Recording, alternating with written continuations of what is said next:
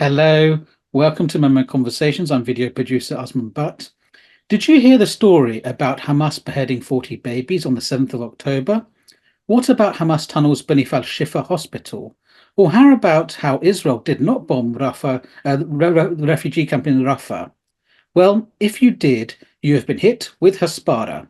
From the Hebrew word meaning the explanation, Hasbara is propaganda, misinformation, and disinformation promoted by the Israeli government to explain, justify, or enable atrocities, promote Israel, and to attack Palestinians and their supporters. While Israeli Hasbara has been around for decades, at this critical juncture, with Israel's genocidal war on Gaza, the Hasbara seems to be going into overdrive. A new initiative to debunk and fact-check Hasbara stories has been set up. Joining me today is Jennine Khalik. Jennine Khalik is a Palestinian researcher, journalist, and filmmaker based between London and Sydney and works in the arts and cultural sector. She is the founder of the Hasbara Tracker. Jennine, welcome to MEMO Conversations. Thank you. Could I just check actually, did I just say your name right or wrong there? Jennine or Yeah, Jennine? it's Jennine. Jennine, okay. Well, I always like to start off by making a fool of myself, so this is perfect for No, me. no, no, no, that's fine. If you need to, do you need to repeat it or it's No, fine? I'm okay if you're okay. Okay, yeah, yeah, yeah, I'm fine. Sorry, we are recording, I guess. Yeah, no worries. It's No fine. worries. The audience loves it. So, Janine, I wonder if we could sort of start by talking about you personally. I mean, before we sort of get back to, your sort of story, could you perhaps tell us what the last 8 months has been like for you? Yeah, I mean, so I'm Palestinian and both my parents are Palestinian. My parents were both stateless. My father was born in a refugee camp in Lebanon.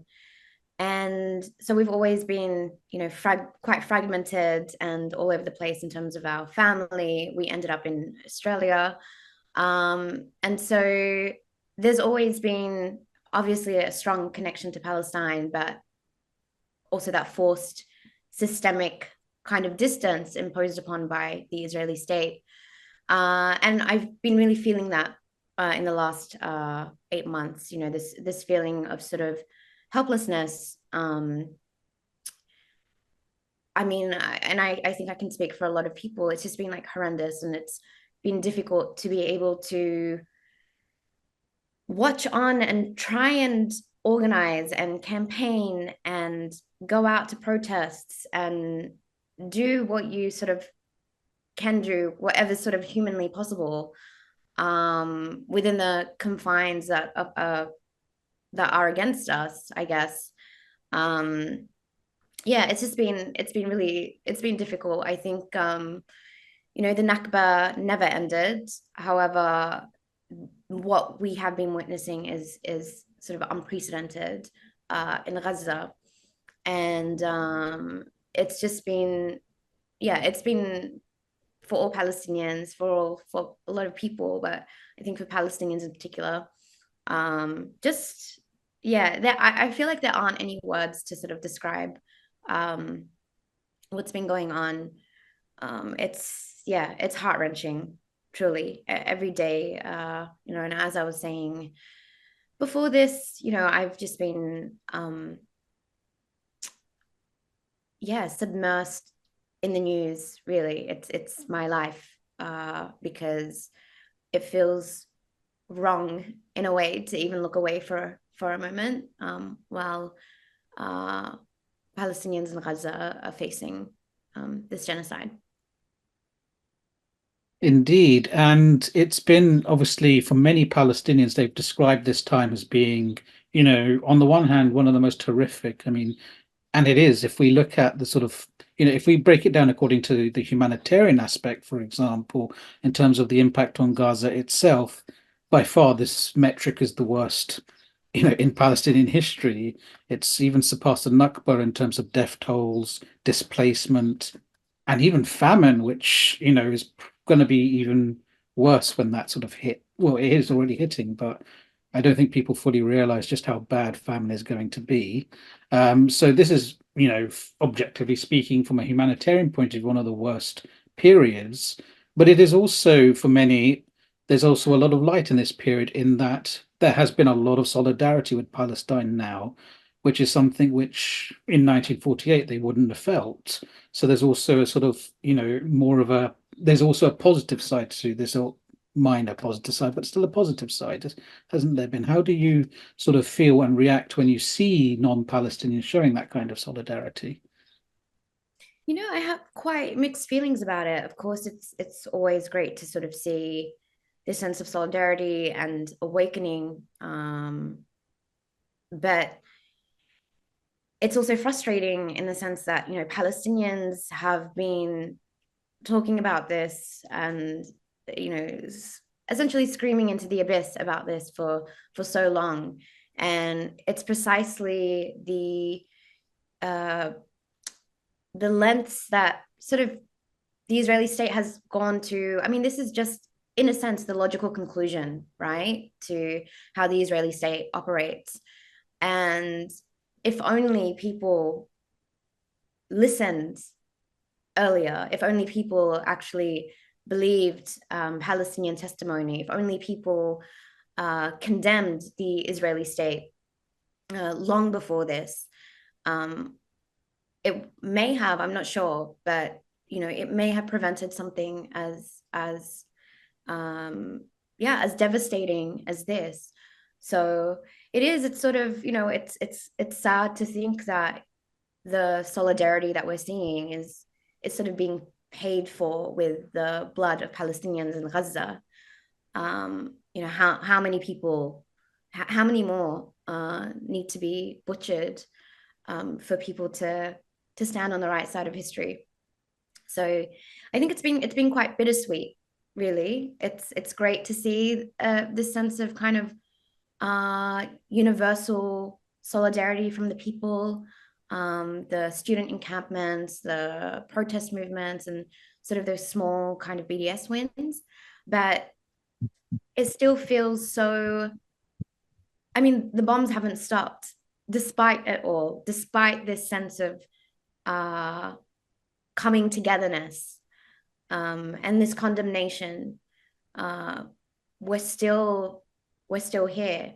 And so there is a strong feeling of sort of helplessness. It's like, even if the truth is out there, even if people are awakened to sort of the question of Palestine, where does that leave us still materially? And I'm sure maybe we'll be seeing kind of like the quote unquote benefits of that in years to come.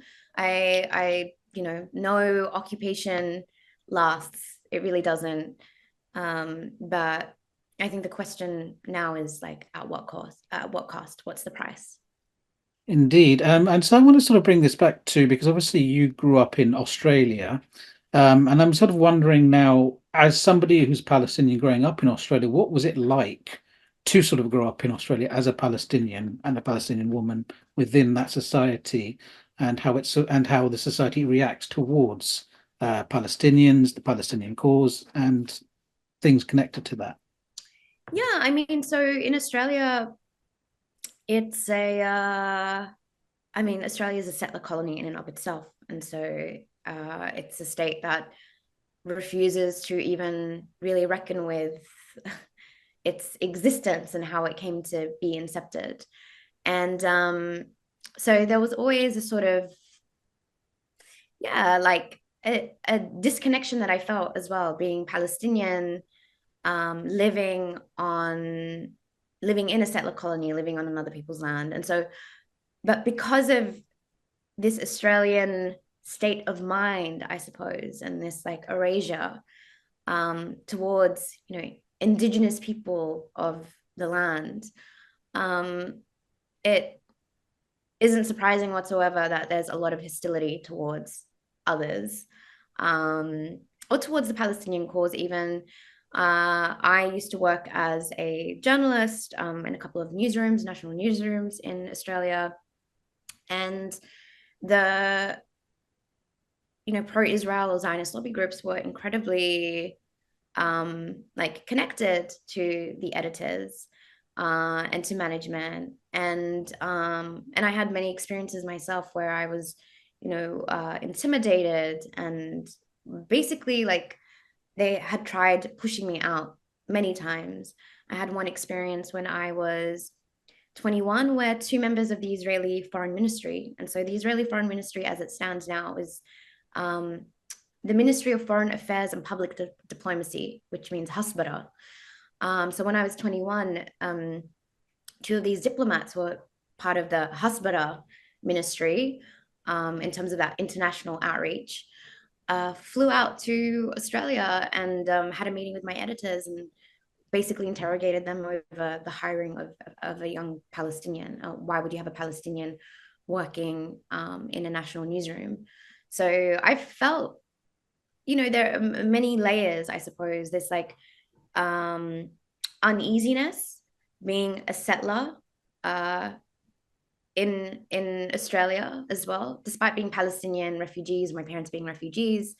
It's still it's a strange kind of like purgatory because we can't return. So I've always felt that unease, and yeah, and just even in like a professional capacity, and perhaps even beyond that, just a very it's been incredibly hostile, really and truly. So, and even now at this point, while we're seeing this genocide unfold before our very eyes, and we speak of the world sort of being in unison and showing the solidarity, Australia is, aside from obviously some people who are mobilizing, it's still very much Zionist through and through, and still has this very kind of even our, like, we've got the Labour Party in power, and they are, if not worse than like Keir Starmer. I mean, people are complaining about the Labour Party here, but so it's yeah, it's a strange place to be. Also, to be on sort of be at the end of the world in some ways, and to be really sort of disconnected. In a place that's quite sort of, it's an island and a continent, and it's really far away. So there's an attitude, I think, that is quite insular as well amongst, say, Australians in general. And yeah, so to even try and bring up the question of Palestine is sort of like, what are you talking about? No one cares. So there's a kind of apathy and hostility. Yes, and so I'm sort of wondering, has there been any shift over in Australia? Because my sort of sole reference for this is looking at Sky News UK versus Sky News Australia, and they look very different when it comes So to different. Palestine these days. So different. Yeah, I was shocked actually when I came here as well, that like Sky News here was engaging in some kind of journalism or journalistic practice, whereas Sky News in Australia is just like a right-wing conservative like mouthpiece. Um, yeah. So where I wouldn't even say where. I mean, like, I identify as Palestinian. It was by like happenstance. I ended up being born in Australia. I have an Australian passport, citizenship. Um, but I think so. I'm going to try and speak about Australia with that kind of distance because I've never really felt. I've always felt kind of quite misplaced there. Um, I would say, yeah, they're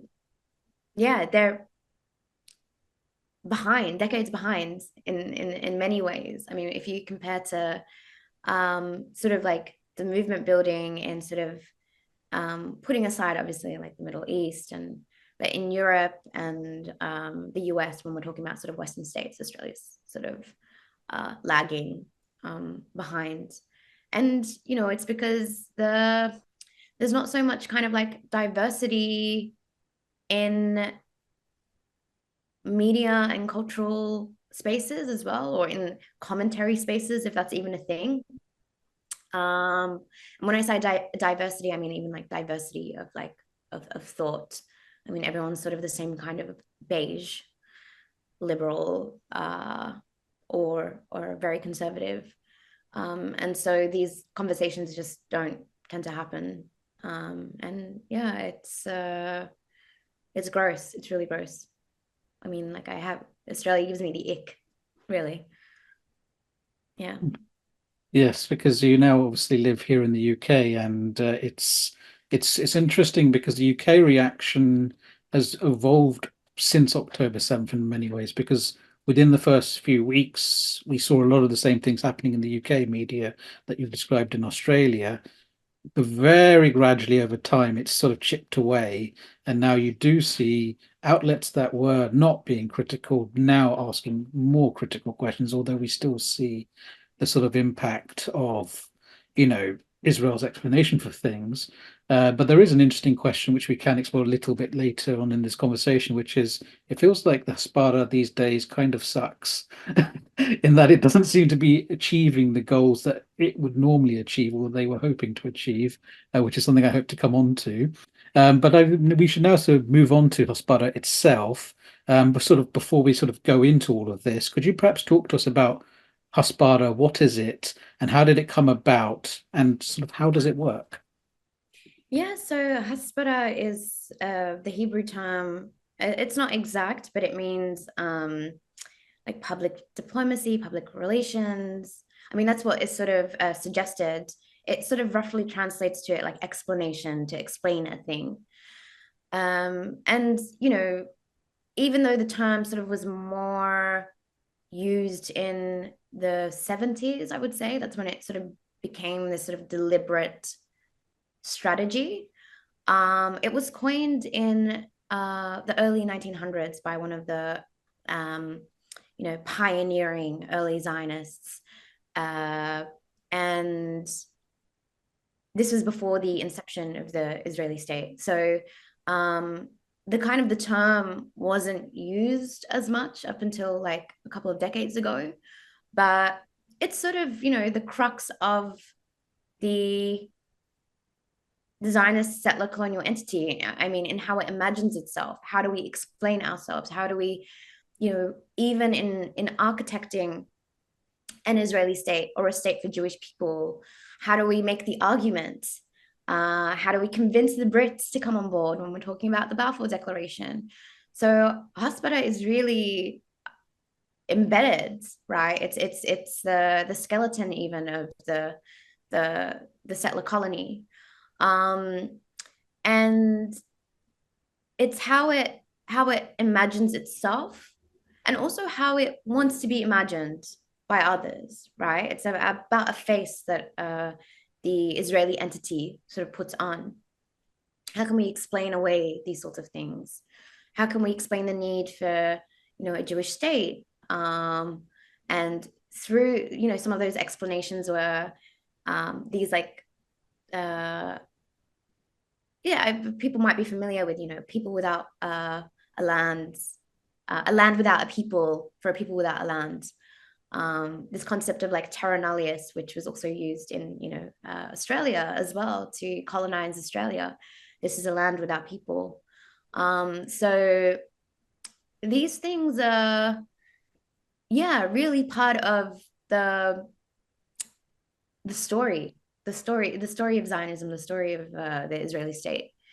And so it's not just, so with Hasbara Tracker in particular, we're focusing on claims that the Israeli state makes in terms of like press releases or what it says to media outlets. So these are kind of like sub-Hasbarist elements. But beneath all of that is the central kind of essence of bullshit, really. Am I allowed to say that? Oh, you just did so. Yeah. So that's really what it is. And I mean, it's become entrenched and sort of embedded in Israeli state sort of policy. Like, as I mentioned before, they have departments that are focused on Hasbara, on explanations. So, and that doesn't necessarily mean like somebody posits a question and there's an answer to be explained. It's also quite like proactive, and it comes through in like the in art washing, in facilitating like events, like come and see this Israeli dance, company at this um, or um, taking politicians or journalists or people in different industries from like healthcare, tech, whatever it may be, on these propaganda tours, on these junkets, like all expenses paid. So that is, they're already, this is again, it's part of their storytelling. And so we're seeing where like drowning in Hasbara. I mean, my entire life, and I was talking to a friend about this before, and I had mentioned even this interview. I'm like, what is Hasbara really? And she said something like, your whole life has been Hasbara. Like, really, just even like having to affirm myself as a Palestinian has been fighting against these narratives. I can't breathe without like Hasbara, right? I can't even exist as a Palestinian without being told that, you know, we're anti-Semitic and we're barbaric and we're all sorts of things. I mean, they keep telling these stories about themselves and about us. Um, and yeah, so I think it's a really, it's kind of like this intangible yet tangible thing that is really overpowering, really. And it's just about kind of trying to like hack through it all and really allow ourselves and others to see a bit more clearer. Like we know that this is all garbage. But there's also like this element of trying to um, cut through the garbage so we can just be, if that makes sense. Um, yeah. Yeah, yeah, it's important for our audience to also recognize that when we're talking about Hasbara, as you've said, it is many things. It entails many facets. It is heavily funded by the state. The state has entire departments. Israeli state has entire departments towards promoting it both internally and externally. It's a big effort, and it's very much rooted, as you've said, in the Zionist project going all the way back over 100 years. And a lot of the talking points we see being used today in media outlets tend to reflect that Hasbara, doesn't it? I mean, for example, when we start hearing sort of someone ask about, well, what about, what Israel has done in Gaza? What about Palestinian lives? A question is always thrown back at you, which is something along the lines of, well, Israel surely has a right to defend itself, which is a bizarre thing in a way to sort of assert that an individual has to sort of say whether or not a country has the right to defend itself. It's like as if, There are qualifiers, right? Like there's yeah. always have to qualify. Um, and I mean, yeah, I mean, this is what happens on sort of like a microcosmic level, like just in conversations that you might have with um people who are Zionists or just like on campus as well. I mean, there are manuals, they do have handbooks that they are taught. I mean, there are Hasbara fellowships. I mean, this is like an entire kind of industry as well. Um, but yeah, like there's a lot of I think like semantic gymnastics that happens as well. And you'll find yourself often like if you're watching, a debate. I mean, I hate these sort of debates, like having to even indulge something so heinous. But with a Zionist and like, what are they actually even saying? I mean, a lot of it's very, very strategically like nothing. And it's very sort of like trying to, there's a lot of like sort of point scoring and there are a lot of red herrings and they're not really dealing with the substance of what you're actually talking about. They will, you'll say, well, okay, this is happening in Palestine. And then someone will be like, well, what about queer rights? That they'll come left of field with something else. And you'll find yourself like having to kind of debate or unpack that. And they take you in circles. And it's very deliberate. And this is why I am staunchly like personally, and I think many people should be as well,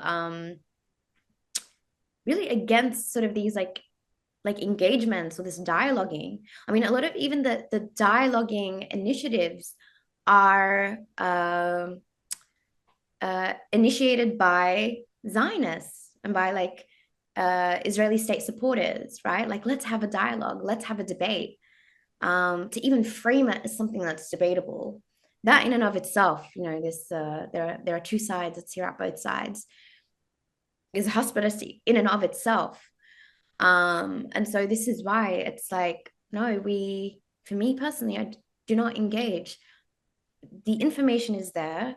I'm not going to engage with people who are clearly, you know, operating in bad faith, because that is the part of the really sick game that we're being forced to kind of play.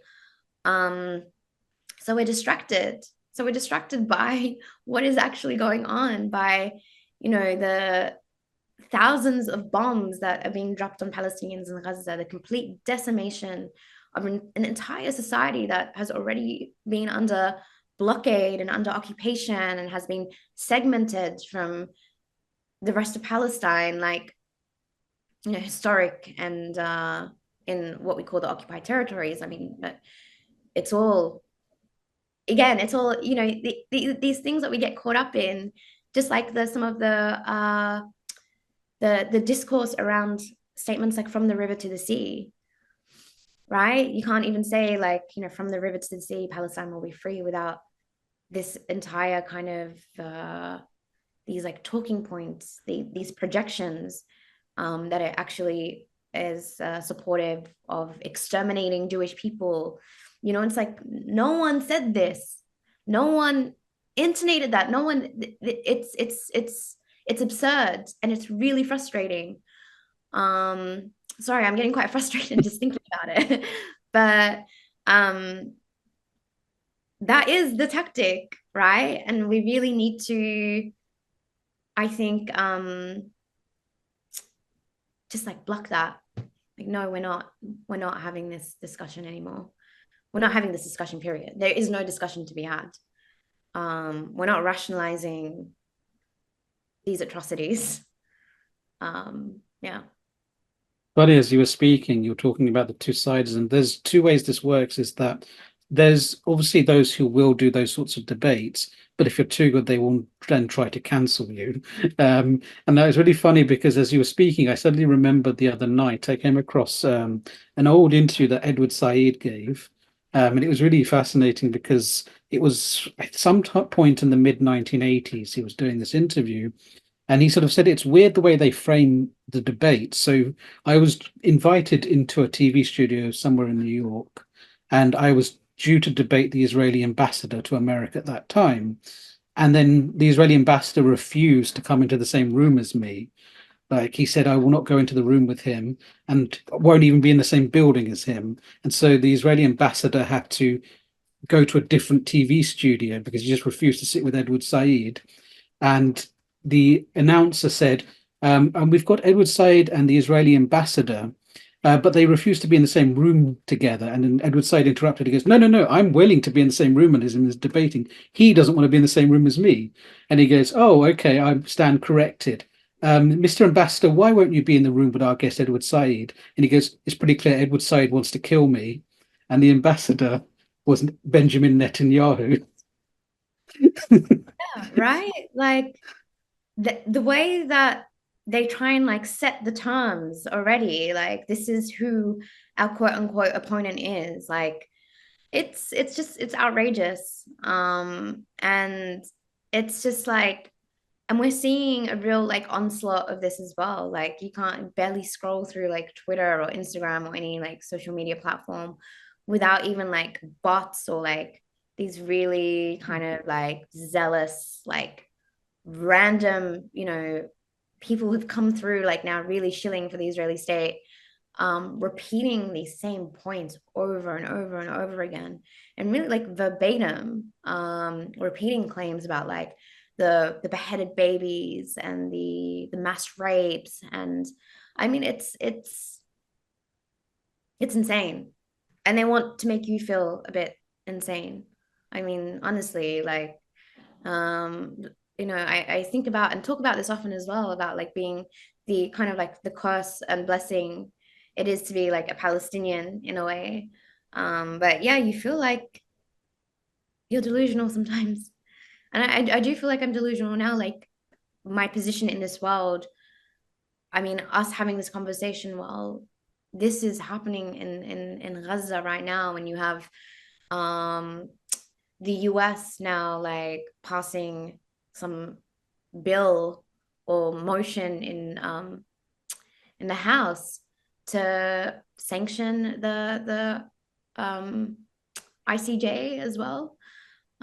It's just like it's surreal, really. Like, um, so yeah, Yeah. that might also answer your question from earlier. Like, what has it been like the past 8 months?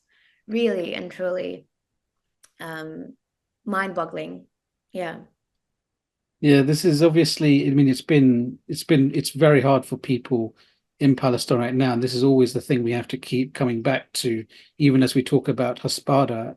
This is the real world impact of all of that. Because you see, when we talk a lot about online discourses or media discourses, there's sometimes there's a very real world impact to that. Other times there isn't. A lot of the time stuff online or on media is manufactured, you know and it's not actually an issue most people are dealing with. But here we are actually talking about an issue that is impacting people's lives directly. So with that in mind, could you perhaps tell us a bit about the Hasbara Tracker, or the kind of work you're actually doing right now, and how you sort of operate? Yeah, so I'd start with saying that. So Hasbara Tracker came out of this like again, I would say the sense of like absurdity and like confusion at witnessing and seeing like the endless disinformation and these claims, and there was no like repository anywhere. You would see something like someone would be like, here's a Twitter thread, like they noticed something, or on Instagram, a couple of slides like pointing out that something is like, garbage. And with the amount of news and the information coming, from Gaza, like on the ground, along with the disinformation campaign that we've been witnessing, it was just like, where do we even begin? Like, even looking for like a story or looking for information about a certain incident, like it became really hard to even like find even the source of like a claim. Like, where did this claim even come from? Like, who is saying this and how did it spread? Um, and so I really just wanted to create like a database of some sorts, some sort of central repository. And hopefully what comes of it, is the ability to kind of like analyze this sort of like data down the line when it's all sort of put together. And I mean, this isn't going to be this like one and done sort of job. This is continuing. So originally, because I was feeling so overwhelmed, right? And I'd again worked in newsrooms as a journalist for like many years. And it was also a way for me to just be like, what is actually happening? Like, the news is confusing. It's really gotten to the point where um, I really can't find um, the threads. Like, where is this coming from? And so it started off as kind of like a call out to people who wanted to sort of like volunteer, um, to submit sort of like any claims, anything that they've seen, particularly made by like the Israeli regime and officials, or like sort of these big media outlets or other like spokespeople for different states. So there's a real kind of focus on like spokespeople and like official positions, rather than like someone with, I don't know, a million numbers and their like Twitter handle just like saying something. um so yeah, it's a lot of people like signed up to kind of like volunteer just to look at like a certain claim. And so what came of it was this kind of like on the back end, just like many different claims that have their own sort of like, yeah, spreadsheets, and basically following where this first came from, like really trying to identify where this claim was first made, be it in some kind of like IOF press release, be it mentioned in some like, interview by a defense minister, for example, and to follow the way that it evolves, like chronologically. And then what happened after that? Like, then it was like perhaps repeated by another spokesperson. Oftentimes you'll see though in these claims that the story changes very quickly. I mean, within the space of 5 days, some of these claims have like 6 different stories coming from spokespeople. So they're coming from all angles, just saying whatever they can, explaining however they can.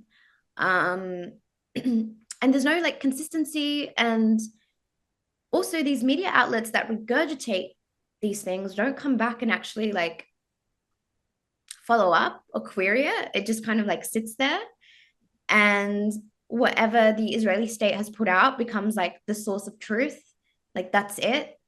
And so there was a real need to kind of like document, I think, just how these claims evolved, and also like the debunking and providing context around these sorts of claims. And yeah, I mean, like every accusation is a confession, because a lot of the context bits that we provide and sort of these claims, the Israeli state doing exactly to the Palestinians what it is accusing Palestinians or resistance fighters of doing to them. So yeah, it's very like, again, this absurd, everything's quite like, but we've tried to basically, when you take a look at a claim, it's in chronological order. You'll see like when the claim was first made, and then you kind of follow, there's a through line. And when was the claim sort of like debunked, if it was debunked, as in that period. Trying to think of an example, like the 40 beheaded babies as well. So that, it was incredibly like dubious from like the get-go.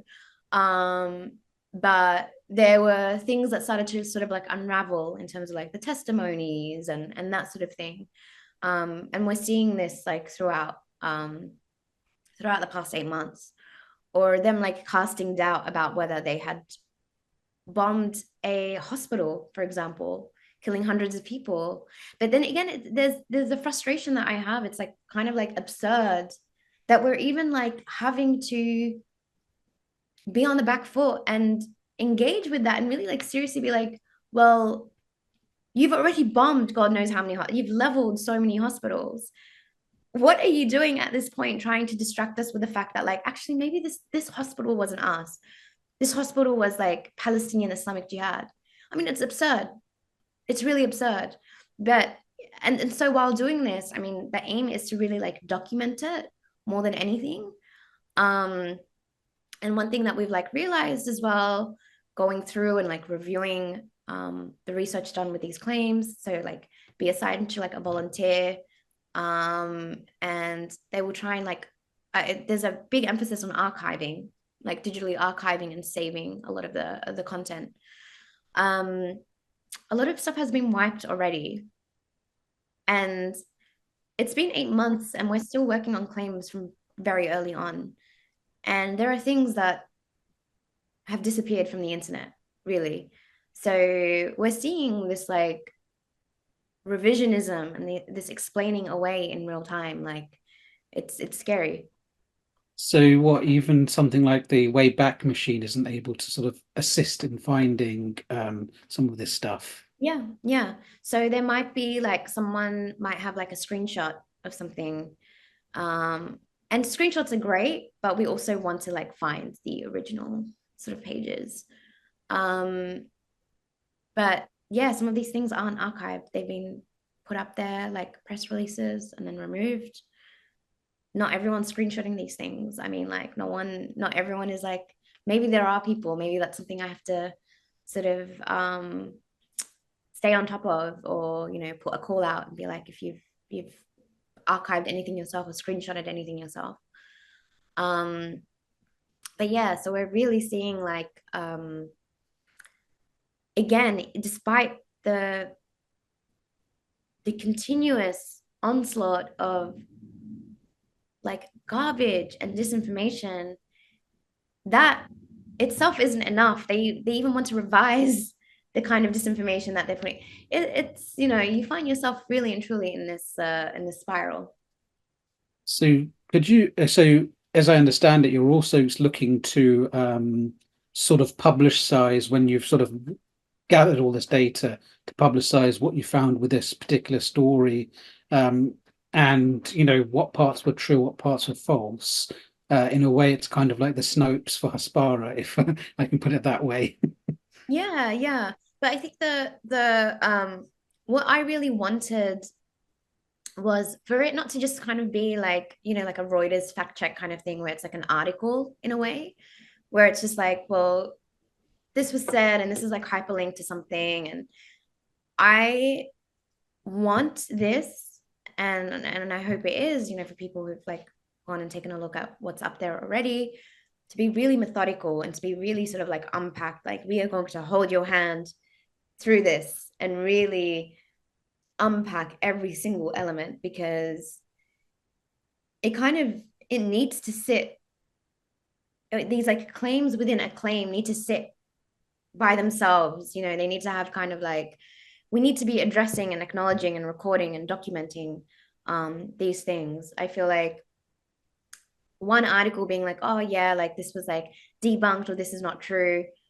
Maybe for me, like personally, I'm like, that's not enough. I want to see where it came from and just how it was debunked, or to explain why it's complete and utter trash. Yeah, so it's the sort of open investigations approach, which is not just an article saying this is wrong, it's to show how it was wrong and who shared it. So it's the analytics of it as well, in a way, because then there's a lot of people doing that kind of thing with other in other areas. It's just you're applying it to Palestine itself. Mm. How you've got you're working with a lot of volunteers to do this, right? How does this all work? Yeah, so I mean, there is a volunteer sign up form, and people, many people have signed up to volunteer. We ask about sort of their like skills and expertise.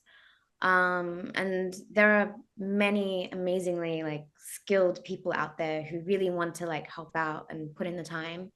And basically, like with the claims list that we're building, you know, we'll see kind of like a particular claim.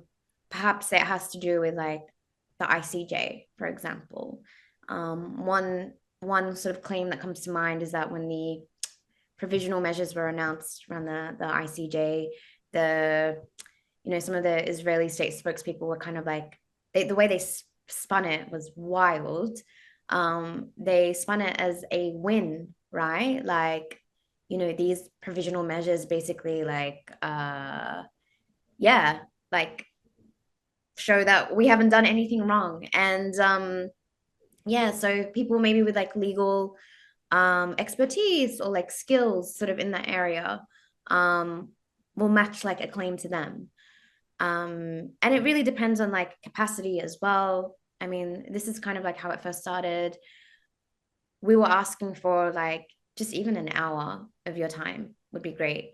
You know, for people who speak possibly Arabic or Hebrew as well, there are things that need to be like translated.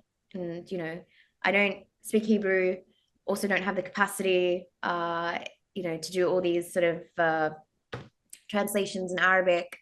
And so, yeah, so there's a real kind of like, um, yeah, like a community of volunteers has been like evolving, which is nice. And we recently had a um like a research hack event in London where people came and brought their laptops and were assigned like a claim and, you know, did the work as well for a couple of hours and just like researched, right? And it's something that, you know, you don't even need specific skill sets or skill areas. Like, I think like it's helpful when like I match certain claim to someone. But anyone can really like do this if they just have the um yeah, like the tenacity, I suppose. I sound like I'm like hiring people, but I I also want to like make clear that this is like something that anyone can do if you have access to the internet. And this is what's really important. Like, this is something that we should all be taking part in. I'm not sure if that answered your question. I rambled on for a while. I think it's become like, really, there are so many people, there's a lot of interest. I'm in a position where I'm trying to figure out how to like just like administratively like even manage that, because this started off as like, I did not expect the amount of like volunteers or even like the amount of like interest in this, really, which has been like heartening, right? Because I feel like this is like direct action in a different way. Yes, it's interesting. Yes, you did answer my question, which was about your reliance on volunteers. Yeah. So I wonder if we can talk a little bit about some of the claims you're sort of tracking. I mean, you've mentioned a little bit the ICJ one, but there's been others as well, hasn't there? So I'm wondering, what sort of claims and what are you sort of finding about them? What are your findings of them? So, I mean, like, we have like a backlog of many claims right now, but if you take a look at the website, we have claims that have been sort of like researched, contextualized, debunked.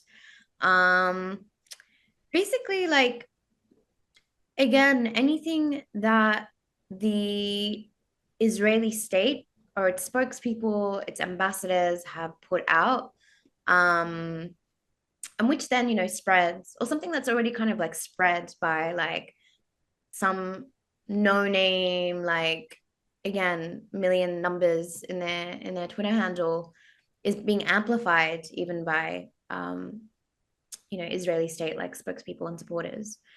Um, so that might come through like, it could be something as simple as like a post on Twitter or X, or something that's suddenly being pushed by a couple of media outlets. So um, oftentimes that might start because an IOF spokesperson like commented directly to, say, like a reporter or a journalist at one outlet, and then it becomes kind of like fact. It becomes factualized in the fact that it's like published by an outlet and that gets picked up on. Something that's written by like the wires, like Reuters or AP, for example, spreads like wildfire. And so um what was your question again? I think like, So examples you're giving us of stuff that you're yeah, tracking in stores and yeah. what you found. So, for example, there was one that, it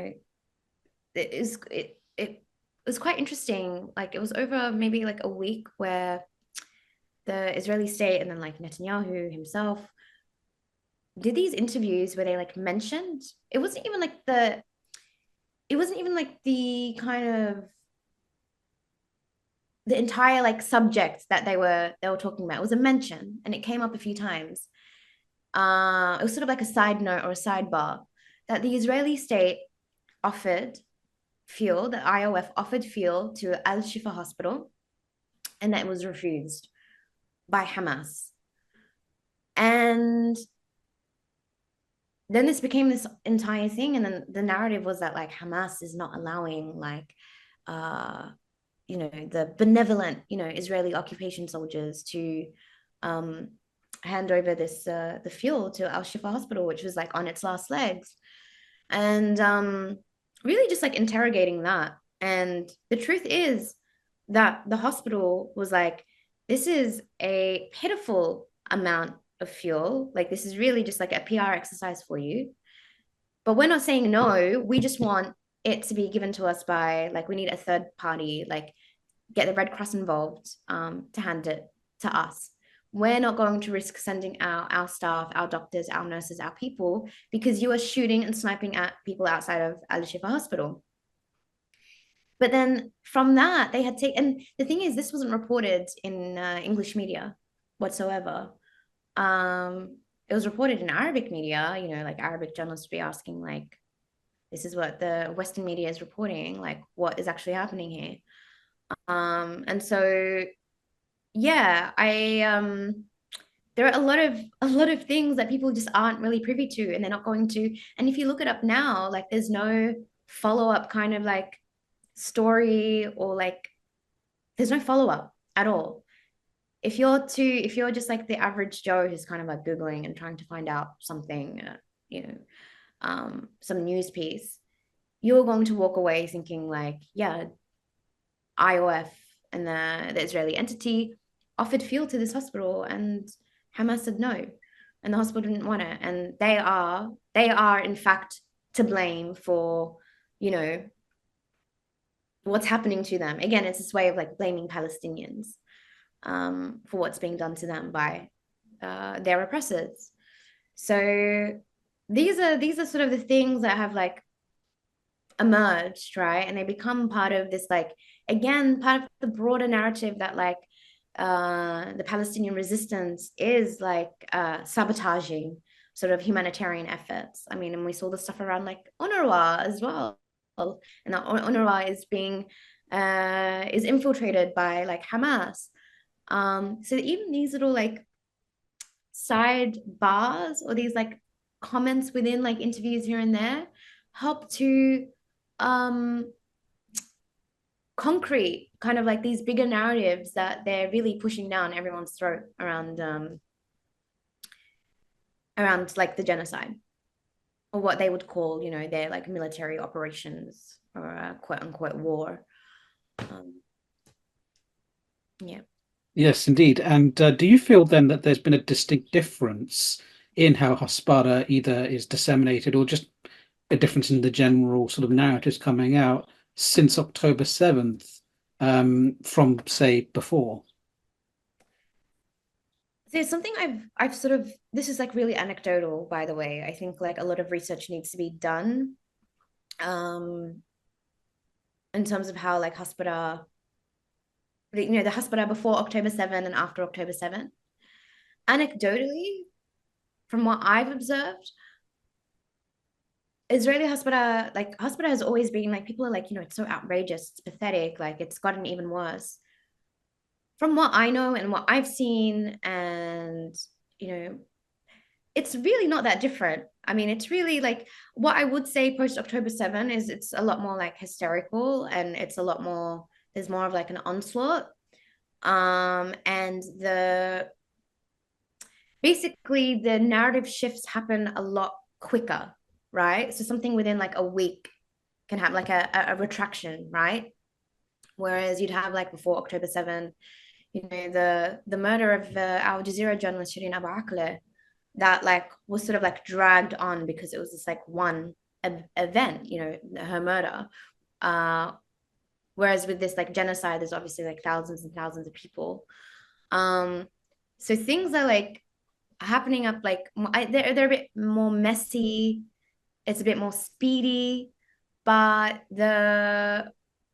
it's fundamentally the same. I mean, it's always been this kind of like ridiculous, like the baby baked in an oven or like hung on clotheslines. I mean, these are, again, like they belong to the narratives and the stories that the Zionist state like has long said about Palestinians, right? As these barbarians who, like, if only they taught their children to love more than they teach their children to hate.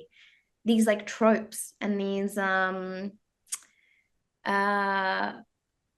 explanations have always existed, right? And so we're just kind of seeing them now in this kind of like pressure cooker environment. And so I don't think, people are just like, yeah, it's like a lot more whack, or it's Israeli like propaganda used to be good. No, it never was.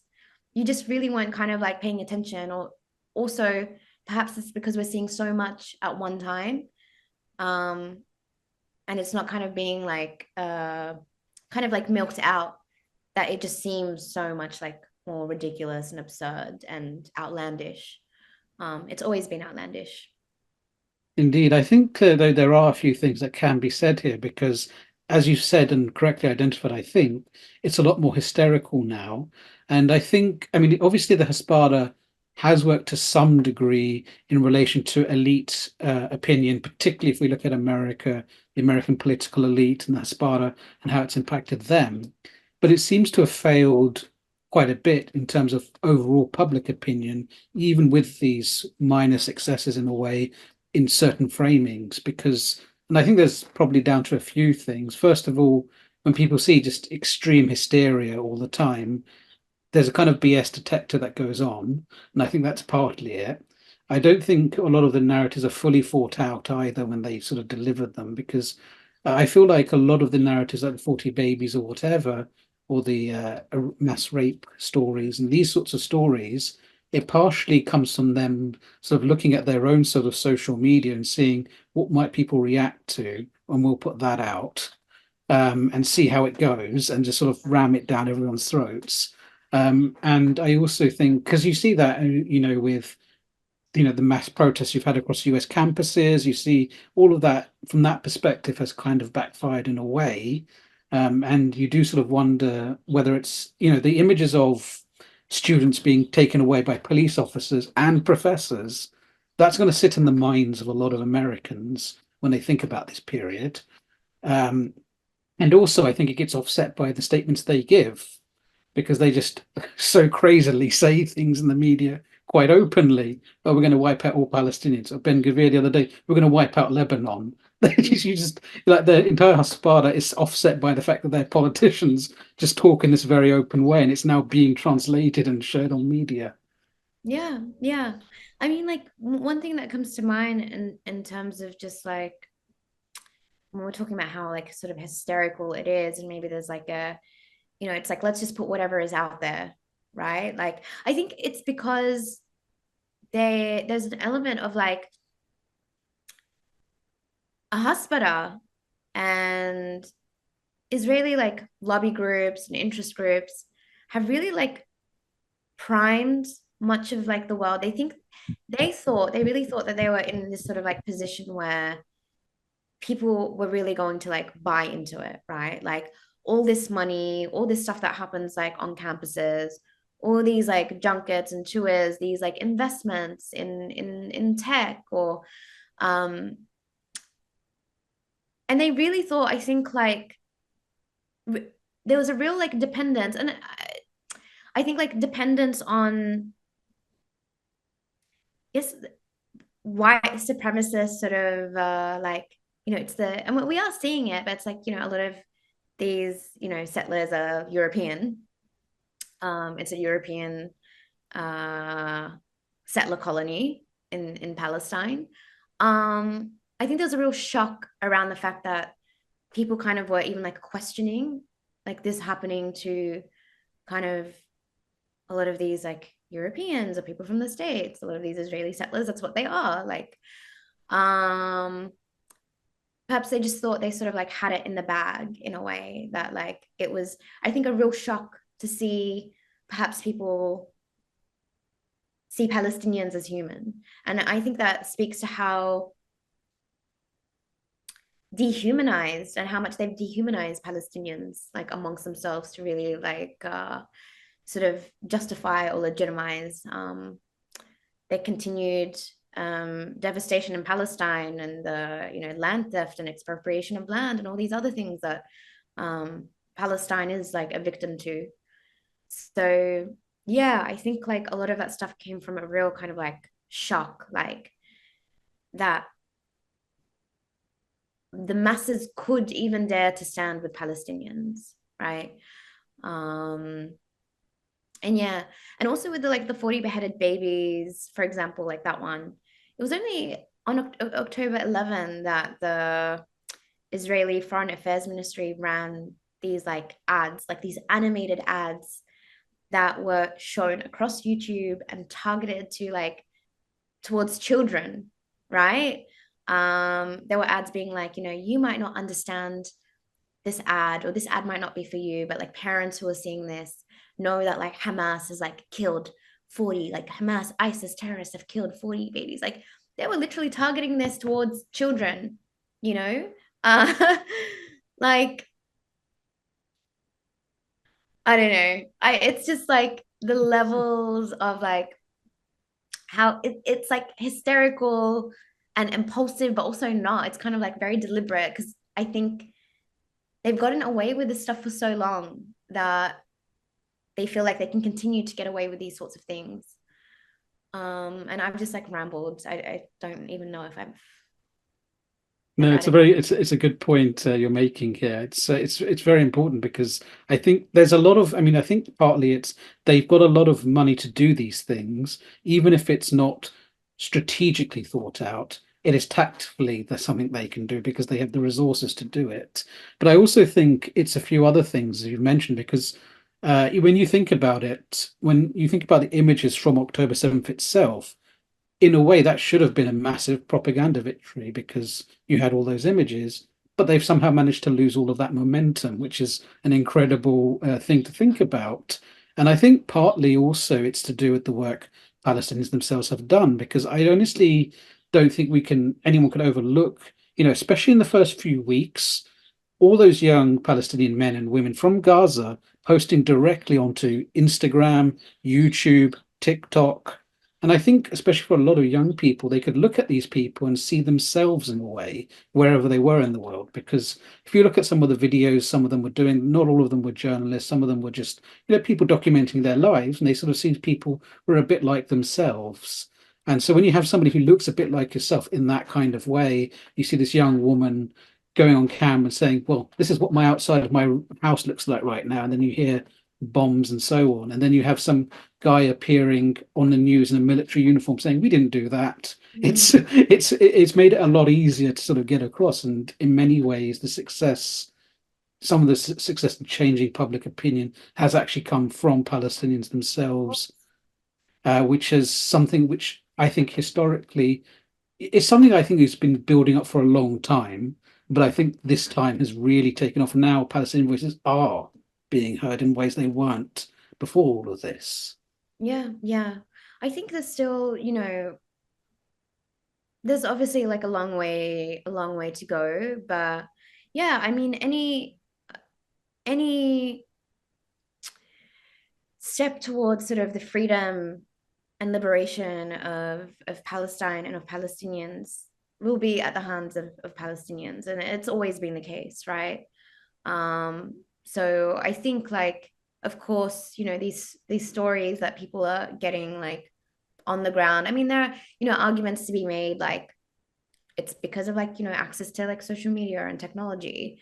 As you said, people are kind of, yeah, getting like direct access to what's happening sort of on the ground from like people who are also like, TikTok or Instagram or Twitter users just like them and living lives. I wouldn't say just like them because they are living under like a blockade as well, living under occupation. But there's this like relatability that happens there. And the Israeli state can't like fake that for themselves. You have these like outrageous sort of these videos that they've done where it's like hundreds of people doing like yoga like together um on top of like these weird like placards of like hostages, for example.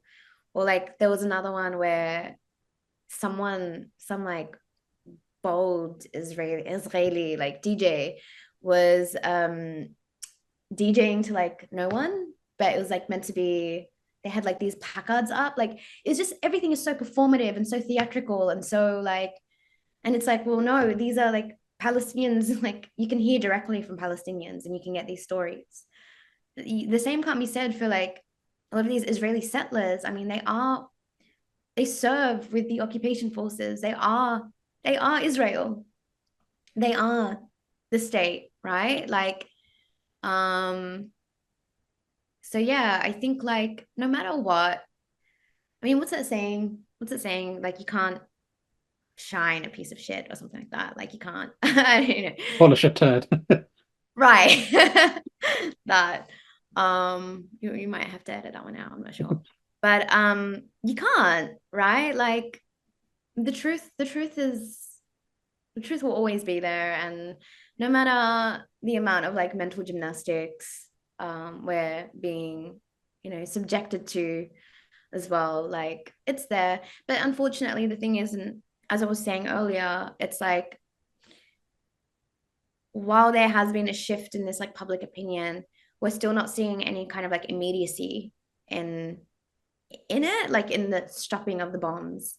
the end of this genocide, like a ceasefire. And that's what's scary, because people might be like, yeah, well, things are changing, it's great, like, and we might see like the benefits in like a couple of years. These things take time, but what does that matter to the child in Gaza? It's again, like the ultimate sacrifice is being made by like the martyrs in Palestine. Indeed. And so my last sort of question I want to throw at you is, what is, as a Palestinian, what is your hope for the future? What do you see as the future being, and what is your sort of hope for it in regards to what happens for Palestine? Yeah, I mean, I really hope for a liberated Palestine from, the Jordan River to the Mediterranean Sea. And that means like the right of return of Palestinians, including my family members who still, some of them who still live in refugee camps, and are stateless. And that would probably look like one state, one democratic state for Palestinians and Jews, right? And for the settlers who don't like that, who don't like the idea of like equality or democracy, and would love to, still want like some kind of ethno state, like it's not for you. Go, like, you figure yourself out. Like, and for those who are okay with living with indigenous Palestinians under a democratic one Palestinian state, Palestinians are the majority, then, ahla wa sahla, like welcome. But yeah, I mean, I don't know. I don't know. I go through periods where I feel like, I hope that we can realize this, but will we? I'm not sure. Um, it's a really hard one as well. Like, how do we expect Palestinians who've, been through over 7 decades of this stuff, even if it's at like a quote unquote smaller scale, but with the military occupation, and how do we even begin to like coexist with our oppressors, the gatekeepers, the occupier. So yeah, I think like for me personally, like I dream of just like I want to be. So my family is originally from my dad's side, my paternal, my grandfather's side, Alma, which is a village in Safad, in the north of Palestine, in Al Jalil, in the Galilee, and it's so beautiful. I mean, I've seen like photos of like Safad. I've been up to Palestine 48. I've been to like Ikrit, and it's an area that's sort of just under like the south of Lebanon. Um, and I don't know, I just keep like going back and thinking to like that, and just being there and being able to, I don't know, go on a hike there, or yeah, to be there. That would really be great, really be beautiful, that's the hope. Yeah. It was a very lovely description you just gave us there. And it's interesting when you're talking about there being sort of one state and people saying, well, how is that even possible? But it's interesting to me because obviously, minus the democracy part, in a sense, because that would be the new bit. What you're really advocating is for a traditional Arab approach to diversity, because again, I think people in the West especially don't realize historically, up until probably the 20th century, Arab world has always been diverse in terms of populations. They've always accepted other peoples. There've always been other peoples there. It's not an issue for Arabs and Palestinians in this case to learn how to live with other people. It's other people having to learn to live with Palestinians and other Arabs as well, because it'd have to be obviously be integrated into the wider region as well. Absolutely. Absolutely. Yeah. Couldn't have said it better. Well, Jennine, it's been a great pleasure talking to you today. It was a really great conversation. Thank you. Thanks for having me. I really appreciate it. And yeah, if people want to check out Hasbara Tracker, you can submit claims as well if you've seen anything, or sign up to volunteer. We have so many volunteers as it is, and I'm trying to sort of manage all of that. But definitely like check it out and yeah, contact us, feedback, anything, really open to it. And to our audience, thank you for tuning in. If you'd like to catch up with this one or previous Memo Conversations, you can go to our website, but please do tune in next time for more Memo Conversations.